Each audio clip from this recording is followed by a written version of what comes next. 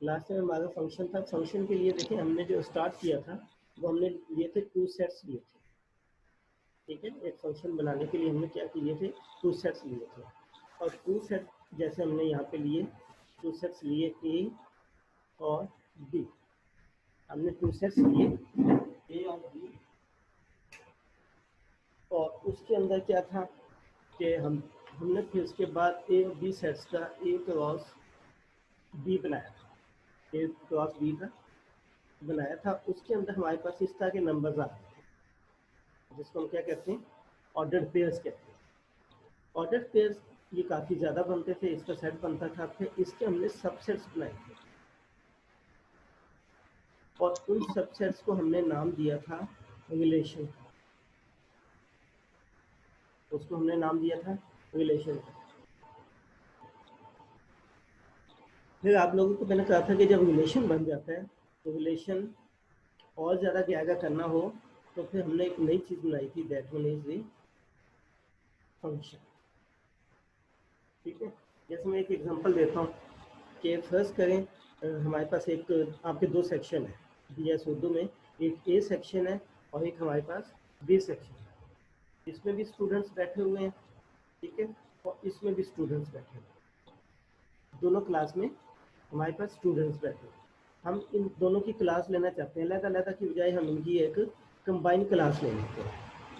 A and B दोनों की हम क्या करते हैं, कंबाइन क्लास लेते हैं। वहाँ पे जो सीटिंग अरेंजमेंट है वो 2-2 करके लगी हुई है। जो क्लास की अरेंजमेंट है सीट की वो 2-2 चेंज करके लगी है। तो जाहिर बात है हम ऐसा करते हैं कि एक स्टूडेंट यहाँ से लेते हैं, एक स्टूडेंट यहाँ से, हम कहते हैं कि साथ साथ करके बैठ गए। एक स्टूडेंट ए की लाइन में आ जाएगा, एक बी की लाइन में। इस तरीके से हमने 2-2 करके इनको अरेंज किया। तो ये जो आपके पास 2-2 सेट्स के बनेंगे, ये आपका क्या बन जाएगा, रिलेशंस बन। ठीक है, अब यहाँ पे प्रॉब्लम आएंगे कि बॉयज़ बॉयज़ के साथ है, गर्ल्स गर्ल्स के साथ। अब प्रॉब्लम ये आएगा कि क्या हम बॉय और गर्ल को बिठा सकते हैं, नहीं बिठा सकते। ये फिर हमारे पास एक स्पेशल केस आ जाएगा। स्पेशल केस में फिर हम इसको क्या कहेंगे, फंक्शन कहते हैं। जब एक स्पेशल केस आ जाता है तो वो एक फंक्शन। और थोड़ा सा इसको वो कर देता हूँ कि देखिए आपके रिश्तेदारों के अंदर जब आप एक घर में रहते हैं तो आपके कई रिश्तेदार होते हैं, कजन्स भी होते हैं, ठीक है, अंकल्स भी होते हैं, आंटीज भी होती हैं, मामा पापा सिस्टर ब्रदर सब रिलेशंस मौजूद हैं। ठीक है, ये सारे रिलेशंस हैं। फिर रिलेशंस में से अगर हम 2 कजन्स ले लेते हैं, ठीक है, ये भी एक रिलेशन है, कज़न एक दूसरे को जानते हैं। उसके बाद अगर इनकी शादी हो जाती है तो ये एक फंक्शन बन जाता है। अब ये रिलेशन जो है वो एक इसकी एडवांस फॉर्म में चला जाता है। अब ये जितने भी रिलेशंस हैं ये अपनी जगह पे कायम है, मगर अब इनके नाम चेंज हो जाएंगे जब आप फंक्शन में चले जाते हैं। ठीक है, जैसे वही 2 कज़न जो पहले कज़न थे अब मियाँ बीवी बन गए। फिर इसी कज़न के यहाँ पे जो इनके साथ कज़न थे अब इनके बहन भाई उसके कुछ और रिश्तेदार में बदल गए। इसी कज़न के ये जो आपके मिसिज है उसके जो पेरेंट्स हैं वो अब सास ससुर में चले गए। उसके जो पेरेंट्स हैं वो सास ससुर में, यानी कि रिश्तों के नाम चेंज हो गए। अब वो जो प्रॉपर्टीज़ पहले रिलेशन के अंदर थी वो प्रॉपर्टीज़ अब किसी और में चली गई। फंक्शन एक एडवांस फॉर्म में रिलेशन की। ठीक है, अब यहाँ पर भी देखें कि भैया ये सारी चीज़ें मैं बता रहा हूँ कि 2 सेट्स थे ए और बी। फिर हमने क्रॉस प्रोडक्ट लिया, क्रॉस प्रोडक्ट के बाद हमने इसके सबसेट्स बनाए, सबसेट्स के बाद ये चीज़ बन गई रिलेशंस में। रिलेशन के बाद फिर हमने एक नई चीज़ बनाई थी, दैट वन इज फंक्शन। और फंक्शन का हमने क्या किया था, एक ग्राफ बनाया था ए से लेकर बी तक। ए के अंदर एलिमेंट्स थे, बी के अंदर एलिमेंट्स थे 1 और 2 3 और 4 5 6। ठीक है, फिर हमने इनको अटैच किया था, जो भी रिलेशन होगा उसके मुताबिक रिलेशन को अटैच किया था। अब यही रिलेशन फंक्शन बनेगा। फिर हमने 2 कंडीशन लगाई थी। पहली कंडीशन ये थी कि ये पहला सेट जो है इसके सारे एलिमेंट किसी ना किसी के साथ आपने अटैच करने। तो यहाँ से हमने सारे एलिमेंट्स क्या किए, अटैच कर दिए। 1 भी अटैच हो गया किसी के साथ, 2 भी अटैच हो गया किसी के साथ। अब यहाँ पे बी में देखें ये कंडीशन हमारी ए के साथ है, बी के अंदर हमारी कोई कंडीशन नहीं थी, कोई अटैच हो भी सकता है, नहीं भी अटैच हो सकता है। क्या सीखा ठीक है, जो अटैच हो जाएंगे, जो बी के एलिमेंट अटैच हो जाएंगे उसको हम कहेंगे रेंज। इसको हम क्या कहेंगे, रेंज कहते हैं। और जो अटैचमेंट में नहीं आएंगे तो ये पूरा सेट क्या कहलाएगा, कोडोमेन कहलाएगा। ये जो एलिमेंट है इसके अंदर कोई आप मिस नहीं कर सकते, इसको हम डोमेन कहते हैं। जो पहले एलिमेंट्स का सेट होता है, जो दूसरे एलिमेंट का सेट सर होता है वो सर ये रिजवान हम का इसको माइक ऑफ करवा दें। रेंज कहते हैं। ठीक है बेटा, यहाँ तक? जी बेटा, ओके। तो ये हमारे पास एक फंक्शन की डेफिनेशन थी। अब फंक्शन के बाद थोड़ा सा अब हम आगे चलते हैं। फंक्शन में देखें, इसका ग्राफ भी आपका इस तरीके से बनेगा। फिर हमने इसकी एक नोटेशन दी थी, हमने y को किसके इक्वल कहा था, f ऑफ x के कहा। अब ये वही चीज़ है कि यहाँ पे f है, यहाँ पे कोई सेट x है, ये आगे किसके साथ अटैच हो गया, y के साथ। यहाँ पे हमने क्या नाम दिया था, a और b के साथ। तो जिस मैथमेटिशियन ने फंक्शन बनाया था उसने a और b की बजाय उसने x और y लिए थे। अब यहाँ पे देखें, 1 किसके साथ अटैच है, 4 के साथ, 2 किसके साथ अटैच है, 3 के साथ। तो हम इसको इस तरह लिख सकते हैं कि f एक फंक्शन है जिसके अंदर 1 जो है वो किसके साथ अटैच है, 4 के साथ अटैच है। ये जो 4 है ये b का एलिमेंट है, ये जो 1 है ये a का एलिमेंट है। फिर f जो है वो 2 दूसरा एलिमेंट, और वो किसके साथ अटैच है, 3 के साथ। तो ये जो एलिमेंट आते हैं ये b से आते हैं, ब्रैकेट के अंदर जो एलिमेंट आते हैं वो a से आते हैं। फिर ये आपके पास क्या, एक फंक्शन f। इस रूल के तहत ये इस तरीके से। अच्छा, अब यहाँ पे भी यही चीज़ है कि पहले सेट कहाँ से, पहले एलिमेंट कहाँ से आ गए, ये जो 1 आ गया ये कहाँ से आ गया, ये पहले वाले सेट से आ गया। और जो दूसरा वाला आ गया इक्वल के बाद वो b से आ गया। तो यहाँ पे देखें, पहला एलिमेंट यहाँ से आएगा तो एलिमेंट को मैं स्मॉल x से लिखता हूँ। एलिमेंट को हमेशा हम क्या लिखते हैं, स्मॉल से। जैसे ये a है और ये फंक्शन है तो हम इसको ऐसे लिखें f, इसके ऊपर a का एलिमेंट a, इसके आंसर इक्वल आया b। तो जब हम फंक्शन के अंदर लिखते हैं तो वो एलिमेंट की शक्ल में लिखते हैं, एलिमेंट को हमेशा स्मॉल अल्फाबेट से लिखते हैं। तो जो सेट्स होते हैं उसको हम कैपिटल से लिखते हैं। यहाँ पे यही चीज़ है, f दो सेट उसने a b की बजाय x और y ले लिए। x का जो एलिमेंट होगा वो x आ जाएगा, y का जो एलिमेंट होगा वो स्मॉल y होगा। अब इसको चाहे ऐसे लिख लें, इसको चाहे आप ऐसे लिख। तो ये आपके पास एक मैथमेटिकल में नोटेशन है फंक्शन। मैथमेटिक्स में ये फंक्शन की एक नोटेशन आ गई। अच्छा, अब आगे चलते हैं थोड़ा सा। ये तो पिछला जो काम हमने किया था उसकी बात कर रहे हैं। देखिए, ये जो एलिमेंट है ये वाले याद रखिए, एफ के साथ जो ब्रैकेट में ये आपकी डोमेन है, और जो ये वाई वाले एलिमेंट आते हैं ये आपके पास क्या, रेंज है। ये आपका पहला सेट है और ये आपका सेकंड सेट है। ठीक है, जो डोमेन है उसको हम किससे कह रहे हैं, एक्स से शो कर रहे हैं, और जो रेंज है उसको हम क्या करते हैं, वाई से शो करते हैं। ये जो एफ आता है ये इंडिपेंडेंट के साथ आता है, ये एक्स के साथ आता है, डोमेन के साथ एफ लिखते हैं, वाई के साथ नहीं लिखते। ठीक है, तो एफ जब भी लेंगे वो एक्स के साथ लिखेंगे, वाई के साथ नहीं लिखेंगे। अच्छा, इसी को मैं एक और पॉइंट से भी समझा देता हूँ। इसी फंक्शन को आप ये समझें तो फंक्शन जो है वो एक मशीन है। ठीक है, डिफरेंट। अब जैसे मशीन की एग्जांपल मैं देता हूँ। फर्स्ट करें, एक वॉशिंग मशीन है आपके पास, एक आपके पास क्या है, वॉशिंग मशीन। अब ये वॉशिंग मशीन हो गई। अब इसके अंदर जाहिर बात है कपड़े डालेंगे और डर्टी क्लॉथ डालेंगे। ठीक है, ये एक मशीन है जिसको मैंने एफ का नाम दे दिया। एफ के अंदर डर्टी क्लॉथ डाले तो जाहिर बात है डर्टी क्लॉथ तो बाहर नहीं आएंगे, बाहर क्या आएंगे, नीट क्लॉथ्स आएंगे, साफ करके निकलेंगे।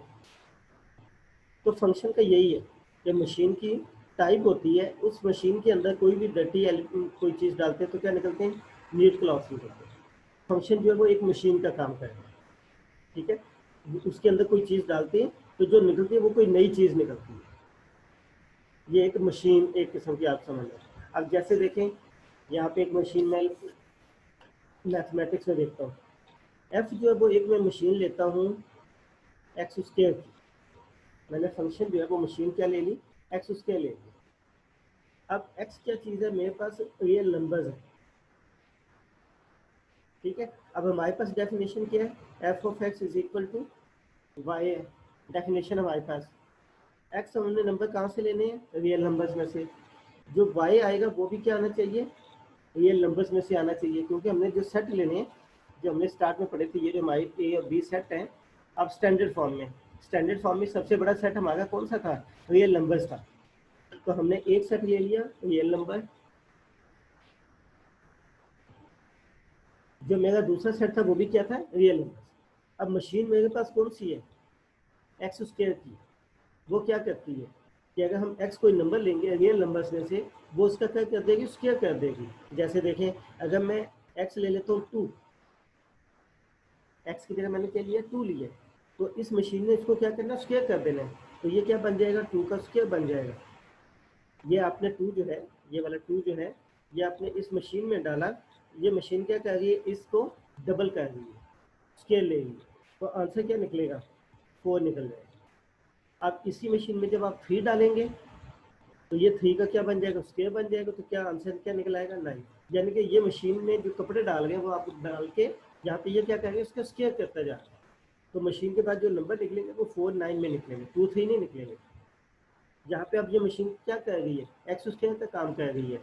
जब आप एक्स की जगह 2 लेते हैं तो ये क्या बन जाएगा, 2 का स्क्वायर, तो ये आंसर क्या देगा, 4 देगा। ये वाई है, ये इसके मुताबिक आप देखें तो एक्स की जगह आपने क्या किया, 2 डाला, इस मशीन ने काम किया, इस मशीन के काम के, ये मशीन का काम है, ठीक है।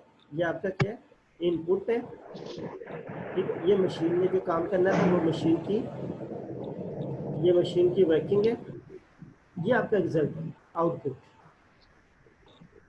ये बाहर जो चीज़ निकली ये वो है, ये वाई है, ये एक्स है। तो वो यही बता रहा है कि मशीन के अंदर हमने एक्स किया तो आंसर वाई निकला है। मशीन में हमने क्या डाला, 2 डाला। मशीन का काम क्या था कि उसने स्क्वायर करना है, जब स्क्वायर किया तो आंसर क्या आ गया, 4, ये वाई निकल आया।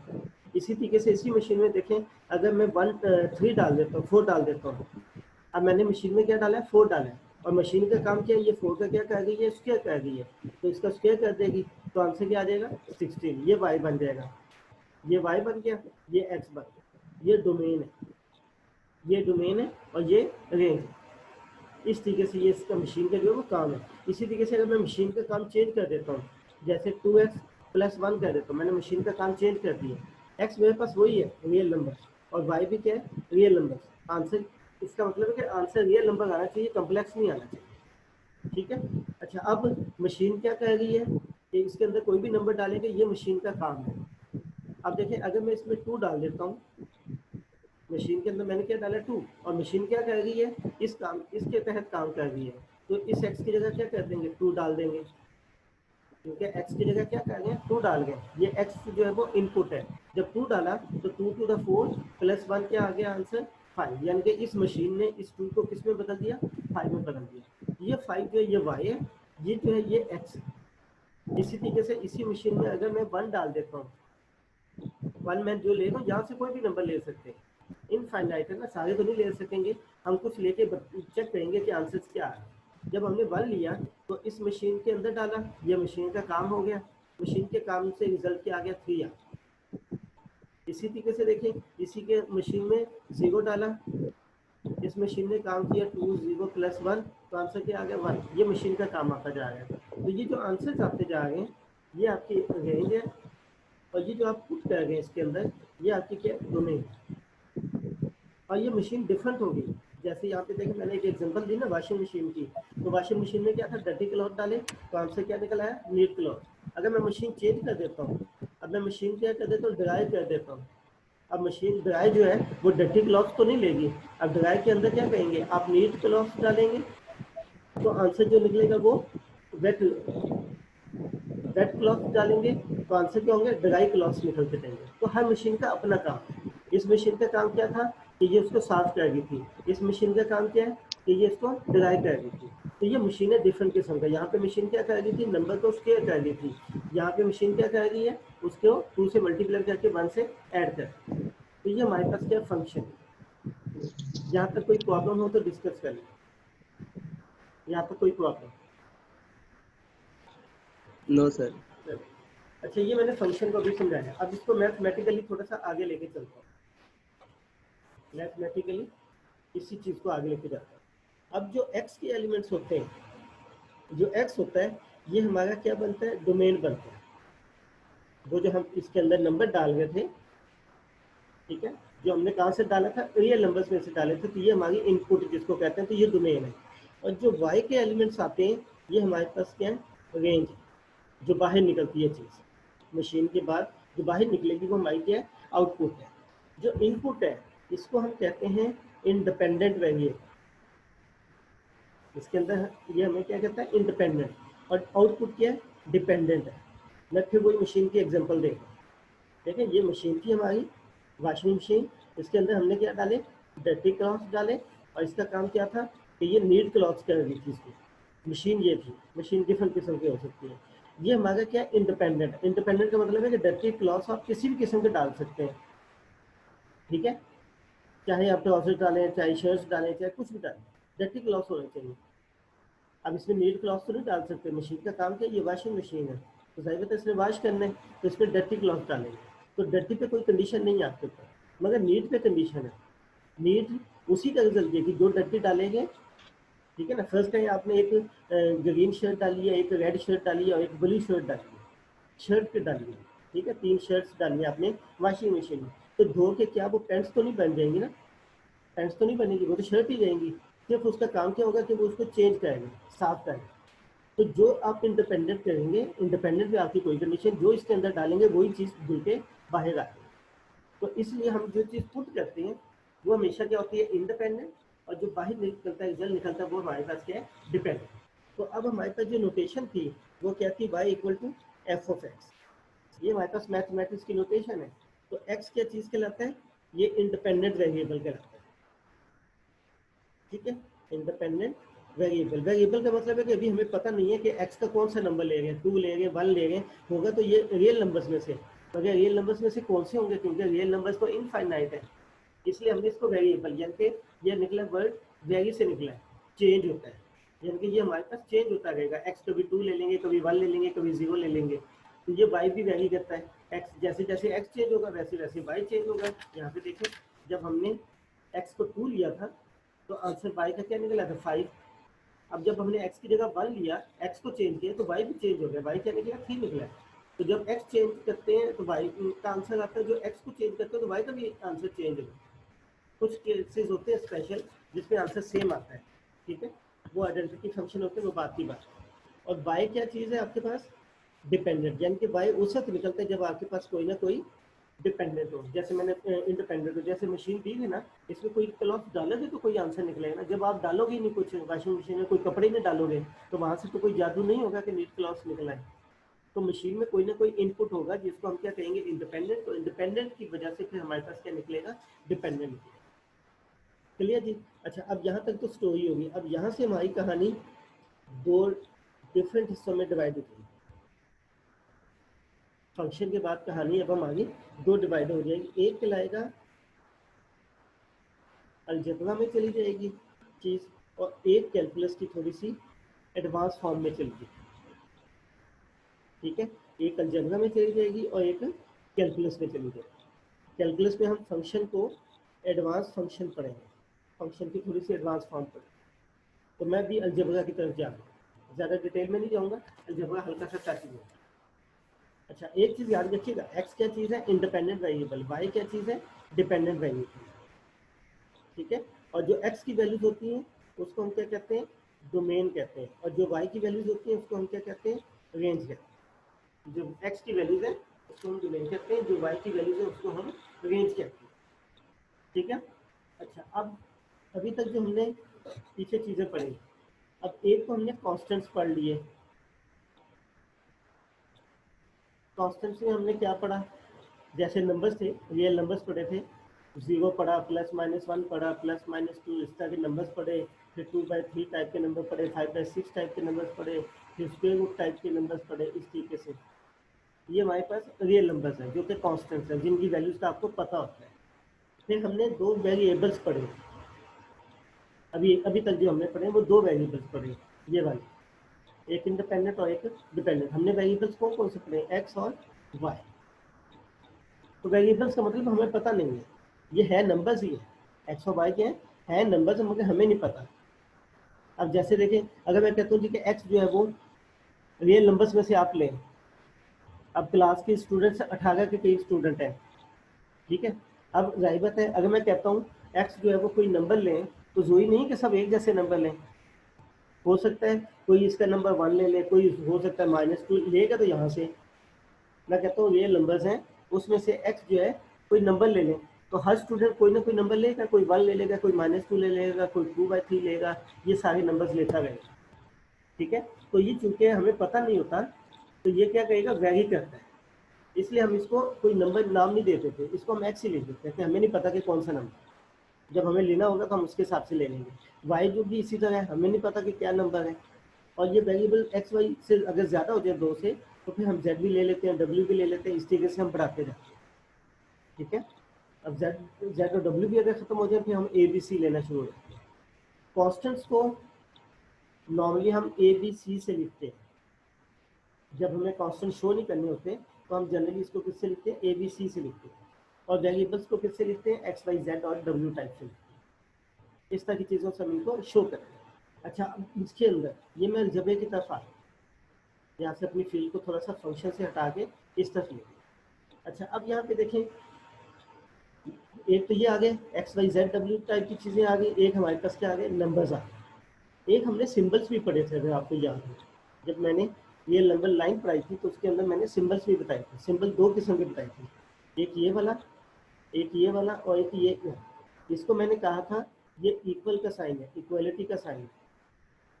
ठीक है, कुछ लोग इसको इक्वल भी पढ़ते हैं, इक्वलिटी भी कह सकते हैं, इक्वल भी कह सकते हैं। ये जो दो थे, इसको हमने कहा था इनइक्वलिटी साइन। ठीक है, या आप इसको अनइक्वल भी कह सकते हैं, कि जब कोई चीज़ इक्वल ना हो। इक्वल उस वक्त होता है जब इक्वल का साइन आ जाए, और इक्वल ना के मतलब है कि ये इक्वल नहीं है, या लेस है या ग्रेटर है। यही बात आप देखें ना, अगर मैं कहता हूँ कोई नंबर है 5 और 6, तो या तो ये दोनों इक्वल होंगे, ठीक है, जब एक छोटा होगा दूसरा क्या होगा, बड़ा होगा, लाजमी यही दो पॉसिबिलिटीज बनती है। अगर मैं कहता हूँ एक 7 और 7 ले लें, तो जाहिर बात है कौन सा वाला साइन आएगा, इक्वल का आएगा। अगर मैं कहता हूँ 7 और 10 ले लें, तो फिर इक्वल तो नहीं आ सकता, फिर 7 लेस देन क्या हो जाएगा, 10 हो जाएगा, या 10 ग्रेटर देन हो जाएगा किससे, 7 से। जो बड़ा माउथ होता है वो चीज़ बड़ी होती है। तो ये हमने दो साइन भी पढ़े। अब ये सारी चीज़ें हम मिक्स करेंगे, ये सारी चीज़ें अब हम क्या करेंगे, मिक्स करेंगे। एक चीज़ होती है एक्सप्रेशन, अब डेफिनेशन की तरफ जा रहा हूँ। एक चीज़ है एक्सप्रेशन, ये चीज़ है combination of constants and variables. Constants and variables यानी कि इन दोनों को कंबाइन करते हैं, इन दोनों को क्या करें, कंबाइन करते हैं। अभी ये सिंबल नहीं डाला मैंने, सिंबल के बगैर जब इन दोनों को डिस्कस करोगे तो वो क्या कहलाता है, एक्सप्रेशन कहलाता है। एग्जांपल देख लें, एग्जांपल जैसे x+5, ये मैंने किस किस को इकट्ठा किया, एक वेरिएबल को कांस्टेंट के साथ, दरमियान में क्या डाल दिया, प्लस डाल दिया। अब साइन का तो पता है ना, एक प्लस होता है, एक माइनस होता है, एक ज़र्ब का निशान होता है, और एक तकसीम का होता है, 4 किस्म के साइन। तो ये क्या किया मैंने, वेरिएबल को किसके साथ ऐड किया, कांस्टेंट के साथ। इन दोनों को इकट्ठा करना है, किसी भी शक्ल में कर लें। मैं ये भी कर देता हूँ कि 5 को मल्टीप्लाई कर देता हूँ y के साथ। अब मैंने क्या किया है, 5 को ज़र्ब दिया है डिपेंडेंट वेरिएबल के साथ। ये भी हो सकता है कि आप x को 2 से ज़र्ब दे दें, फिर इसको जमा कर दें किसके साथ, y को 3 के साथ ज़र्ब देने के साथ ऐड कर दें। अभी मैंने कोई साइन नहीं लगाया, ना इक्वल का, ना नॉट इक्वल का, ना लेस का, ना ग्रेटर। ये एक्सप्रेशन जो है वो इन दोनों के दरमियान जो कम्बिनेशन होता है वो ये होता है। ठीक है, यानी कि इनको मिक्स करके लिखिए। ये भी लिख सकते हैं x+y/5 तकसीम 5। ठीक है, तो ये मुख्तलिफ किस्म के इसके क्या होंगे, एक्सप्रेशन हैं। और आखिरी चीज़ जो इसके रिलेटेड है, अब बातें हैं, ये जो एक्सप्रेशन थे, एक्सप्रेशन क्या था, कम्बिनेशन था, किस किस का, वेरिएबल्स, किस किस को पढ़ा था, वेरिएबल्स को और कॉन्स्टेंट्स को हमने स्टडी किया। वेरिएबल्स और कॉन्स्टेंट्स को हमने पढ़ा था, कोई इक्वल शिक्वल नहीं डाला था।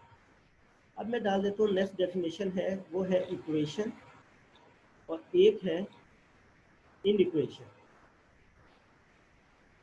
दो साइन पढ़े थे ना, यहाँ पे देखें हमने। अब ये एक्सप्रेशन इन दोनों की चीज़ है, कांस्टेंट और वेरिएबल को मिक्स कर दिया, जैसे ये किया हुआ मिक्स। अब दो साइन भी है, एक इक्वल का है और एक नॉट इक्वल। नॉट इक्वल में ये दोनों साइन आते हैं, इक्वल, नॉट इक्वल, और नॉट इक्वल में ये दो साइन। ठीक है, अच्छा अब देखें, एक्सप्रेशन में क्या था, सिर्फ वेरिएबल्स और कांस्टेंट थे। अगर तो उसके अंदर इक्वल का साइन आ गया इक्वेशन, जैसे देखें 2x माइनस 5 इक्वल टू 7, देख लें अब कौन सा साइन आ गया, इक्वल आ गया, कांस्टेंट, वेरिएबल्स और इक्वल भी आ गया। इसको हमने नाम क्या दे दिया, इसको हमने नाम क्या दे दिया, इक्वेशन। इक्वेशन वो होती है कि जिसके अंदर इक्वल का साइन आ गया, वेरिएबल, कांस्टेंट और इक्वल आ। इन इक्वेशन वो होती है कि जिसमें नॉट इक्वल वाला साइन आ गया। ये जो चीज़ें अभी हमने पढ़ी ये क्या थे, वेरिएबल्स और इनके कॉम्बिनेशन थे। इनके अंदर जब हम इक्वल का साइन डाल देंगे, इनके अंदर जैसे ये इक्वल टू 10 कर दें, एक साइड खाली नहीं छोड़ेंगे, यहाँ पे भी कुछ ना कुछ लाजमी लिखेंगे।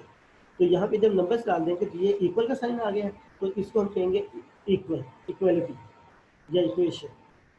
और जब इसके अंदर हम ये वाला साइन डाल देंगे, एक्सप्रेशन था ना पहले, उसके अंदर ये वाला साइन डाल दिया, नॉट इक्वल वाले में से कोई एक उठा के डाल दिया, तो ये कहलाएगा इन इक्वेशन। ठीक है, तो इन इक्वेशन में दो साइन होते हैं तो कोई भी डाल सकते हैं, जैसे X square plus 1 is less than X, less का साइन आया। ये भी हो सकता है कि 2x minus 3y is not equal to 10, ये भी तो नॉट इक्वल है, नॉट इक्वल को ये भी लिख सकते हैं, इसका भी लिख सकते हैं, ये भी डाल देते हैं, x minus 5 is greater than 3। तो दो चीज़ें आ गई, एक इक्वेशन आ गई और एक इन इक्वेशन आ गई या इनइक्वालिटी आ गई। ठीक होगी बात। अच्छा, अब एक स्टेप आ गई, अब है सोल्यूशन। अब सोल्यूशन हम इक्वेशन का भी पढ़ेंगे और सोल्यूशन हम इन इक्वेशन का भी पढ़ेंगे, जिसको हम इनइक्वालिटी कहते हैं। अब देखें, ये हमारे पास एक ये था फंक्शन, ये हमारे पास क्या थी, एक इक्वेशन थी। इसमें नंबर्स का तो आपको पता है, 2 नंबर है, 5 नंबर है, 7 नंबर है। एक एक्स वेरिएबल भी आ गया, एक वेरिएबल भी आ गया। तो जो एक्स की वैल्यू हम निकालेंगे इस इक्वेशन में, जब हम एक्स की वैल्यू निकालेंगे तो ये सोल्यूशन कहलाएगा। इक्वल, इन इक्वल, जब इक्वल का साइन आ गया, ठीक है, उसमें जो फिर वेरिएबल आएगा उसकी जब हम वैल्यू निकालेंगे तो वो क्या कहलाएगा, सोल्यूशन कहलाएगा किसका, इस इक्वेशन। अब ये इनइक्वालिटी देखते हैं, इनइक्वालिटी में मेरे पास है 2x minus 3y is less then 5। ठीक है, ये क्या है, इनइक्वेशन है। इसमें वेरिएबल कौन से आ गए, एक्स और वाई की वैल्यूज आ गई, यही है ना वेरिएबल्स।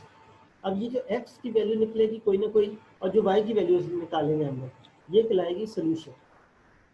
तो जो वेरिएबल्स आते हैं उसकी जो आंसर्स निकलते हैं वैल्यूज, क्योंकि एक्स भी क्या नंबर है, वाई भी क्या नंबर्स है, तो हमें नहीं पता कि यहाँ पे कौन से नंबर लेने हैं। तो जो भी नंबर होंगे वो इसका सोल्यूशन होगा, इसका इनइक्वालिटी। ठीक है, ये आज का अभी का लेक्चर था। अभी कोई